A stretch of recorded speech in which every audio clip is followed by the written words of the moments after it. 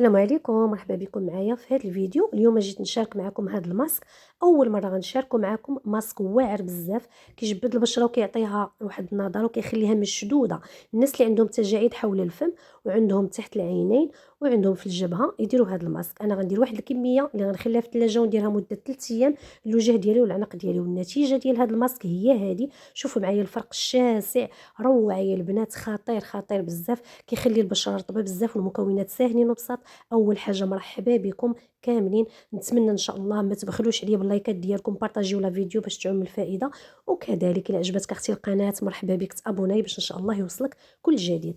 خديت هنا نصف خياره اللي غتقدني في الكميه ديال 3 ايام البنات، كنحتفظ بها انا في الثلاجه لتحت وكنستعملو يوميا حتى كتسالي هذيك الكميه تقريبا 3 ايام. بغيتي اختي ديري الماسك نهار واحد ممكن ديري اختي غير واحد شويه ديال الخيار حكيه، لان غنحتاجو الماء ديالو. بالنسبه للخيار غسلته وحكيته بالقشور ديالو وغادي نصفيه. الخيار البنات راه معروف انه كيبيض وكيشد البشره وكيخليها متالقه، البشره عندها واحد النضاره. وبالنسبه لهذا الماسك ما غتحتاجي ولا حتى شي كريم، ما غتحتاجي لا المكياج لا والو. اختي غسلي وجهك، ديري اختي شويه ديال الكحل الا بغيتي، ووجهك ما شاء الله غيولي هكا كيشعل والله. حتى دوك قوه المكياج وقوه البنات الفون دو تان وهذا راه كيخرج على البشره. حاولوا اختي تخلي وجهكم طبيعي، ديري ماسك، ديري مرطبات هكا. غسلي وجهك اختي بصابونه ديال النيله الزرقاء، ولكن في الليل رطبي وجهك، راني ديجا نصحتكم به. غسلي اختي وجهك بالسدر. راه كاينين شي حوايج اللي بساط وكيخليو البشره زوينه، ماشي بالضروره كل نهار فون دو تان كل نهار نعمر وجهي بالمكياج والله. المهم البنات هذا رايي وكيبقى لكم دائما الاختيار. خديت واحد البيضه، عندك اختي بلديه بغيتي ديريها ديريها حتى هي راه واعره للبشره. بغيتي ديري روميه ديريها وقولي لي البلدي غالي اختي. المهم واحد البيضه هنايا روميه خديت الصفر ديالها، هو باش غادي نخدم ان شاء الله من بعد ما صفيت الخيار. وبالنسبه للبيض معروف ان فيه البروتين وفيه فيتامينات وكيعطي التغذيه كامله للبشره. غادي نخدموه هو الاول بوحدو بحال هكا، عاد غادي نزيدو مع داك الخيار، مع الماء عفوا ديال الخيار. وغادي يبقاو لينا جوج مكونات اللي حتى هما كيساعدوا على الترطيب وعلى التفتيح. هاد الماسك اختي ديريه بعينيك مغمضين، نتحداك اختي ديريه وما يبانش لك الفرق. واعر واعر واعر بزاف، ما تخليش المعلومه عندك، بارطاجيها وما تبخليش عليا بلايك. انا ما كنبخلش عليكم بالتجارب ديالي والوصفات اللي كندير. فحتى انت شفتي الفيديو ما غتخسري حتى شي حاجه الا درتي لايك، غادي تاخدي اختي غير الله يرحم لك الوالدين. شكرا بزاف على الناس اللي كتفاعل مع الفيديوهات ديالي. المهم هنايا راه غادي ناخذ من بعد ما ضفت البيض مع الخيار وخلطتهم بجوج، غادي نضيف واحد معلقه عامره ديال الحليب غبره، حليب بودره يا البنات، لان كيرطب البشره بزاف بزاف وكيخليها بيضه. واعر واعر الحليب بودره عنده واحد النتيجه فعاله في هذا الماسك هذا. واي مكون ضفناه كنخلطو مزيان باش ان شاء الله القوام يجي كريمي. غادي تشوفوا ان شاء الله كيفاش غيكون القوام في الاخير.